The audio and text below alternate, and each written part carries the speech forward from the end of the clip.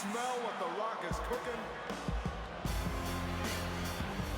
Well, the great one has arrived. It's check-in time at the SmackDown Hotel. It's that time of the year again. It is WrestleMania season, so that means 2K Games has a new WWE 2K game out. Of course, this year it is WWE 2K26, developed by Visual Concepts as it has been since 2K20. And I will say this off the bat, I really do enjoy this game for a plethora of reasons, but it definitely has some incredibly big problems that makes me worry about the future of this franchise. So let's talk about the positives. The gameplay. If you've enjoyed the WWE 2K games pretty much since 2022, and you've enjoyed the gameplay, this is perfect. This is a fantastic experience because it's mostly everything that you've experienced before with the gameplay, just better animations, more moves, more opportunities to do wild and crazy things. That is complemented by the new ragdoll physics engine that will have your wrestlers in the more elevated areas flopping like fishes out of water once they're thrown off the top of a platform. As per the norm, you have your light and heavy strikes, your grapple attacks, your combo breakers, your reversal windows. There are some added presentation elements though, both before you get to the ring and when you start the match. You have the ability to utilize some pyro or heel face actions with the touch of a button during an entrance. You can also start a match with a confrontation, be it approaching your opponent for a handshake or starting a fist fight or initiating a chain grapple sequence. Usually this is only reserved for non-stipulation one-on-one matches. You don't see it during tag team or say an Inferno match. You can either turn it off in the options or just let the time pass by not hitting a button. But there is one glaring problem when it comes to the gameplay this year, and that is the redoing of the stamina system. This time you have a stamina bar that, of course, the more you do things, the more you run out of stamina, and then you become exhausted, and you'll be left with a purple circle. Now, it's one thing to have your stamina depleted and prevent you from doing things, say, like running attacks, or even being so fatigued that you're open to more damage by finishers or special maneuvers.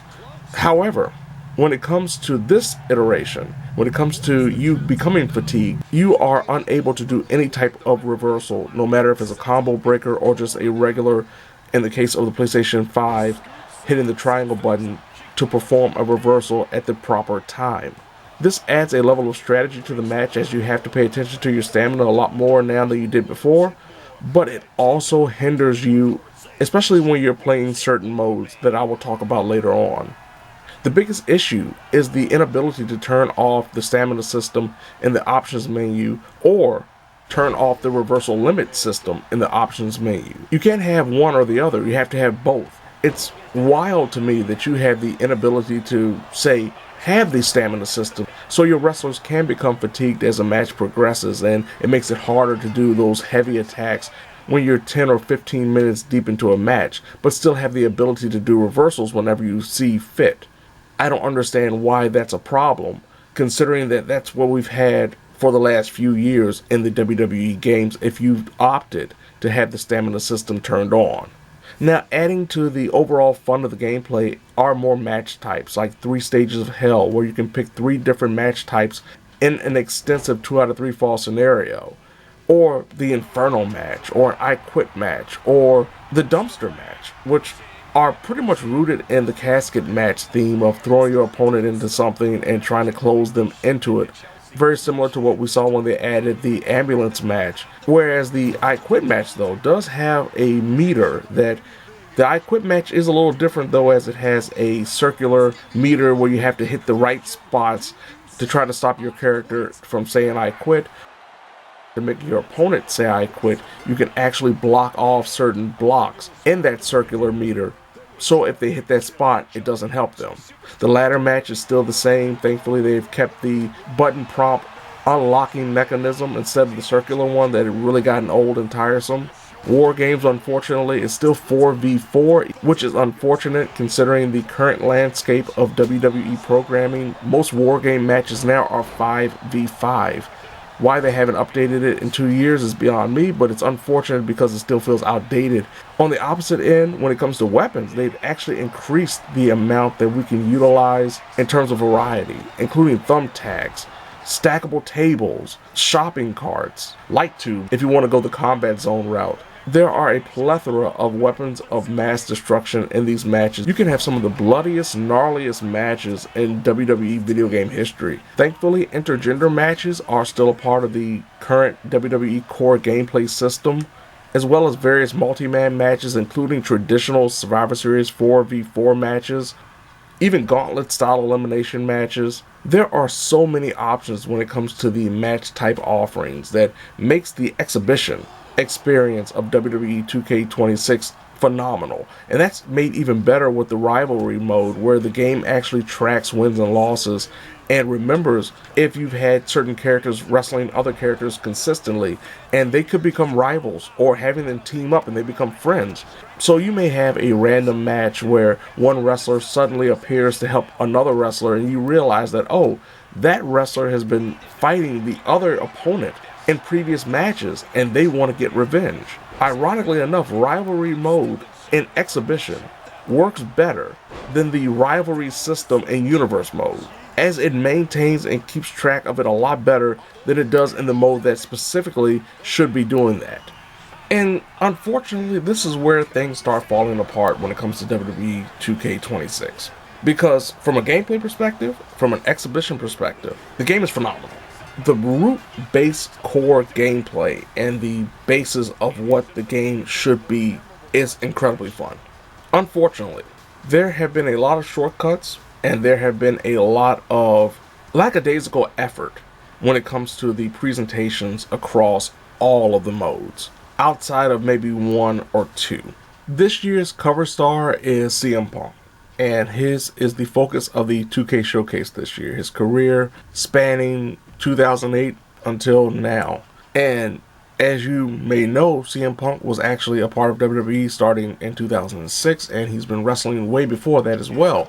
But since WWE doesn't have the license to have certain stars, certain wrestlers, certain promotions presented, there is a huge chunk of CM Punk's career that isn't mentioned or even acknowledged, including his time in ECW, because we can't have the likes of John Morrison or Elijah Burke being shown. We can't even have certain matches be shown, like his TLC match with Jeff Hardy at SummerSlam 2009, or his Money in the Bank match with John Cena in 2011, because, of course, Vince McMahon was a big part of that match at the end. So a lot of CM Punk's time in WWE is limited in this showcase, and it becomes no more apparent than halfway through with the 20 plus matches. The other half are fantasy matches. Instead of having CM Punk in Hell in a Cell with The Undertaker, we have CM Punk versus Cactus Jack in the ECW arena in 1994. We have CM Punk dressed up as Bret Hart to stop the Montreal Screwjob at Survivor Series 1997. Now, from a gameplay perspective, we still have the same old 2K showcase offering, where you have match objectives that will allow you to unlock certain characters, arenas, belts, what have you. But this year they've done something a little different, and that is provide a gauntlet match where you choose to fight every person that is involved in the 2K showcase, every opponent of CM Punk's in the 2K showcase. And if you can win, you unlock everything in the showcase without having to do every objective in every match of the 2K showcase. Now, I went the traditional route, and to a certain extent it was a little bothersome, not necessarily because it was difficult when it came to completing the objectives, but because it was difficult seeing the objectives. For some reason this time they made the text font incredibly small in the objective window and wrote paragraphs of information for some reason that every match I usually had to stop 2 or 3 times and pause the action to see what the objective entailed, because you couldn't read it while you were in the middle of a match just like you used to. I also wish we could have had something similar to 2K22 when it was Rey Mysterio's 2K showcase and he gave his thoughts of what was happening during the cutscenes. It kind of made you more immersed in the action that was playing out before you, instead of just watching these, and thankfully, in-game cutscenes with the in-game models instead of the live action cutscenes like we used to have. But beyond that, There's nothing much to say about this year's 2K Showcase other than the fact it feels incredibly underwhelming, not well thought out considering the star that is involved. My Rise.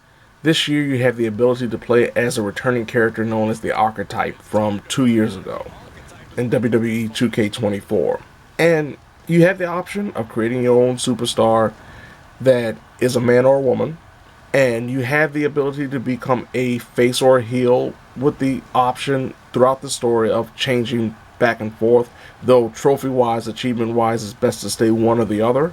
Really, that is the basis of the entire story because a majority of it is very much nonsensical. You come back and you lose in your first WWE match in over 2 years against the World Heavyweight Champion, be it Braun Breaker if you're a male or Jordan Grace if you're a female.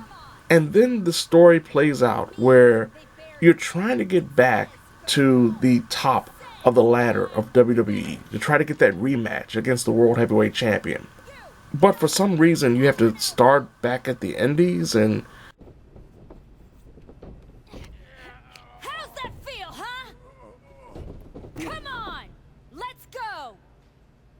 Then you go to NXT and then you go to the opposing show that has no correlation to the World Heavyweight Champion, and then you find out something else, and I don't want to spoil one of the big twists of the story, but it's pretty obvious what it is. There's so much left to be desired. So much when it comes to the storytelling of this My Rise this year. And one of the pure examples of this is the actual presentation. Beyond what I just mentioned is the fact that there will come points when you finish a story section and then you will have to talk to one of the agents, be it Road Dogg or Nick Aldis or Adam Pearce, and they will offer you a match. And in the previous games, these matches were utilized to build up your attribute points and gain stars to unlock extra characters associated with My Rise. This time, these matches are mandatory, as you have to get anywhere between 12 to 15 stars, which come from the star ratings of the matches that you participate in when you choose the matches from these options. And once you get that amount, be it 12 or 15 stars, then you can proceed to the next story point. These matches mean absolutely nothing to the story. They are just there to pad out a very thin plot. If these matches didn't exist, if these were solely optional like they were in the previous My Rises, the story mode, no matter what side of the fence you pick, would last maybe 3 to 4 hours. These add anywhere between an hour to maybe 2 hours, depending on how well you do in these matches, or how much effort you put in trying to get 5 stars to make the process go as fast as possible.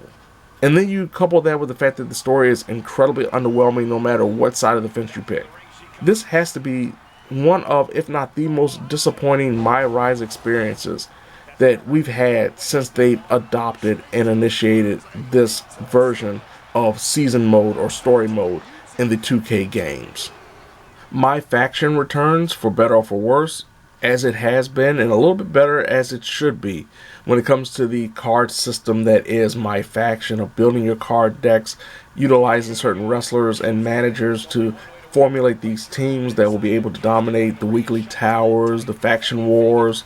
That is a progressive system going forward as you pick nodes to have matches, unlock certain chests, and fight boss battles, and usually 4v4 Survivor Series style matches. There's also the incredibly difficult World Tour mode where you have a plethora of matches to go through with varying degrees of difficulty. And this year, the degrees of difficulty are very much understated when it comes to certain star ratings and preparation of telling you that this is this type of difficulty. Expected to be twice as hard compared to this time last year. One of the biggest differences between this year's My Faction and the previous ones is the chemistry system. Depending on what manager you choose for your team, he will have a specific chemistry with certain wrestlers, certain cards. So depending on your card setup, it may not be beneficial to have all the best cards in one team, because considering what manager you pick, it may be detrimental to the chemistry. And as I mentioned earlier when it came to the stamina system and the purple ring of death, essentially, when it comes to your stamina, My Faction is the greatest example of why this system doesn't work in the way it's made. Depending on your card setup, depending on what card you have, the stamina system works against you harder than ever in my faction, because you will do maybe one or two reversals, maybe a few moves, and you're out of stamina. And of course, every card usually is higher level, especially in World Tour mode or Faction Wars or even the weekly towers. And they can take advantage of you so quickly and end your run so easily because of this weird stamina system that of course you cannot disable or change when it comes to World Tour mode or the other online offerings. For as interesting and fun as the stamina system can be on its own in exhibition mode, it is a detriment to my faction and will suck the fun out of my faction for anyone that does actually enjoy the mode, because of just how poorly implemented the stamina system is in correlation to this incredibly smart AI that finds reversal windows so easily in my faction compared to any other mode, even on legend difficulty in exhibition. Universe mode, as I mentioned, suffers from the fact that rivalry mode in exhibition actually works better than it does in universe mode.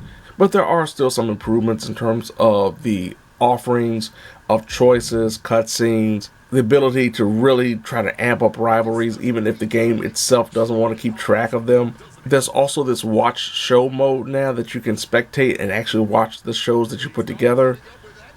The draft, as of this time, I'm doing this review off of update 1.06.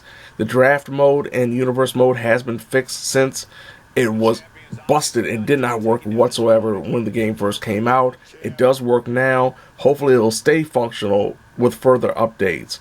But universe mode in and of itself is still the same experience that you would have had last year if you played it last year. If you used universe mode last year, you pretty much are getting what you expect to get when it comes to the mode. And unfortunately, it hasn't really improved or evolved as it should, considering it's one of the most talked about and loved modes since WWE 2K14.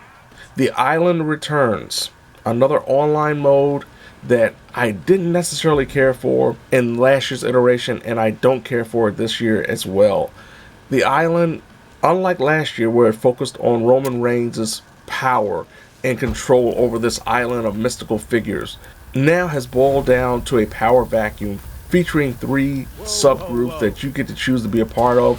One headed by CM Punk, one headed by Rhea Ripley, and another headed by Cody Rhodes. I know we're the Order of Anarchy, but maybe wait until you know where the bathroom is before committing arson? I guess I shouldn't be surprised. You don't walk through those gates unless you're looking to make something break, bleed, or explode. But you interact with all of these councils, essentially, these groups, as you try to finish out, at this point, the first chapter of the Island story. This is where the writers allow themselves to get a little wacky and cute, but the biggest detriment when it comes to the Island, beyond the repetitious matches, the repetitious towers, which are essentially faction wars, but just a single-player offering, is the fact that there are segments of every story that not only requires the grinding of tower matches, once again very similar to what happened in my rise of trying to get stars, finish all of these matches in tower mode to get enough points to move on to the next section of a story when it comes to the Island, but also certain parts of these stories where you have to do such rudimentary things, such time-consuming things as going and picking up trash or cleaning off walls with graffiti on them to try to move along the story. It does nothing to encourage you as a player to be excited about what happens next. But the biggest fault of the Island, once again, goes into what happened last year, where they locked so many creative options when it comes to created wrestlers behind the Island. There are hairstyles, clothing options that are stuck specifically to the Island, that the only way you can unlock them for every mode, not just for the Island itself, but for all of the creation modes, offline or online, is through the Island. It's through the VC that you collect through the Island, through matches, to buy these outfits, these hairstyles that were 2 games ago, if they were available, were of course already in the game. You just went to creation mode and put them on your character without any second thought. Now you have to go through the island. It's still very annoying. It's still very disappointing. I hate the island for that. That it limits the creation options through a mode that is, to me, not very fun to experience. On the opposite end, I have been a fan of MyGM pretty much since the start. I have felt that it was limited in certain aspects, especially when it comes to match types, and it got so much better last year. Even with the online implementation being rather disappointing, it's still rather disappointing this year too. But when it comes to the overall presentation of MyGM, when it comes to the match type offerings, when it comes to just really getting deep into it as best you can with the idea of what they're trying to present as a GM mode, this is the best one yet. This is the one that I feel is the epitome of what we've wanted from the mode since the start in this form. It's not SmackDown vs. Raw 2007, which was to me still the best, but it's the best version of MyGM that we've gotten thus far. They've expanded not only upon the match types and the options of characters that you can hire, but also the expansion of a guaranteed 50 weeks every time you play instead of the 25 weeks, which gives you more chances to get those Hall of Fame trophies in one season instead of just playing through multiple. Personally, I am playing on the highest difficulty, and it has been a struggle to try to maintain. And I've noticed as I've gotten past that 30-week mark, I'm starting to turn things around. I'm starting to actually get a groove where I was once lagging behind in 4th place with the usage of new GM Stacy Keibler, and now I'm climbing up the ranks. I'm getting closer to that number 1 spot, and if not for that 50 weeks, I don't know if that would have happened. Out of all the modes, MyGM is the biggest surprise, as it has improved so much upon what was before it. The creation suite is still what it is. It's still relatively great, but Create an Arena is still busted. Create an Entrance has been scaled back so badly over the last few years that it's not as grandiose and as spectacular as it once was, mostly because of a lot of wrestlers that have left WWE and them not utilizing those pyrotechnics or those type of entrances anymore.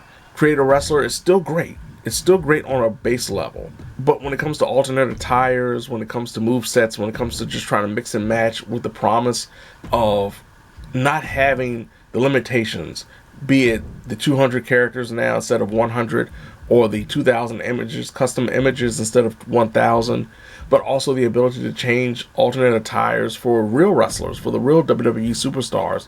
As long as you don't change the entrance and moveset and everything stays the same and it works, it doesn't. It doesn't, unfortunately. And that is one of the biggest hindrances about the Creation Suite, is the fact that we were promised so many options, so many advancements, and it feels like it's still very much hindered by technical issues, by the lack of bug testing, and of course, as I mentioned a few minutes ago, the island locking a lot of stuff behind the island paywall of virtual currency. Also, when it comes to online action, there are a lot of limitations, be it lobbies failing to connect, be it the Elimination Chamber match not even being functional, tag team matches failing to load, community creations failing to load, especially on the PlayStation 5. It has been really a mess when it comes to online functionality with WWE 2K26. It's gotten a little bit better with these further updates, but it's still lacking, especially considering that you've had these things that have been functional for years, and for some reason this year, it has been a hot mess when it comes to the online functionality. So it's now time to talk about the elephant in the room, and that is the change from the traditional DLC presentation where you paid whatever you paid for and got the DLC, or you could pay later down the road and get access to those DLC wrestlers. They've changed that model and gone to more of a battle pass model known as the Ringside Pass. Every person that plays WWE 2K26 has to sign into the 2K account or make a 2K account, and their profile will gain experience points no matter what you do in the game. As long as you complete matches, you will be able to get points that will boost your level, and that level will allow you to unlock the tiers that are associated with Ringside Pass. Now, to make things even more complicated is the fact that there is a free side of the Ringside Pass and a premium side of the Ringside Pass. The premium side is the one that is focusing on the DLC characters. In the case of Season 1, we have people from AAA, the Lucha Libre promotion that WWE bought last year, including Mr. Iguana and El Hijo del Vikingo. But the free side of things are mostly locked wrestlers that we've seen in previous games. Most recently in WWE 2K25, including the likes of Terry Funk, New Jack, even Stone Cold Steve Austin, Hulk Hogan, the NWO. It's pretty much everyone that was associated with the unlockables in the previous game, or even the DLC characters in the previous game that are allowed to be a part of this game, are locked on the free side of things. I actually don't have a problem with the free portion of it. The idea of having to play the game and experience the game as it is to unlock different characters, it's pretty much old school. That is something that I've been used to for years. This was going back to the old days of playing not only WWE games, but fighting games in general. The premium side, however, is where things get muddy. Because unlike the previous games where you just bought whatever edition you did or bought the season pass later on and had the access to these wrestlers that you paid extra money for, now you have to play the game to unlock those wrestlers that you've already paid extra money for. In the case of my edition, I got the Attitude Era edition, which is the one I usually get, which normally has access to all of the DLC characters. This year only has access to 4 out of 6 Ringside Pass Premium Seasons. If I want to get the last 2 Ringside Seasons later on whenever they become available, I will have to pay extra money, and more than likely it will cost the same amount that I would have paid for if I got the Monday Night Wars edition. But it's bad enough spending as much as I did on the Attitude Era edition. I just couldn't see myself spending an extra $20 to $30, which might sound insane, but it's just one of those things. It's the principle of the thing.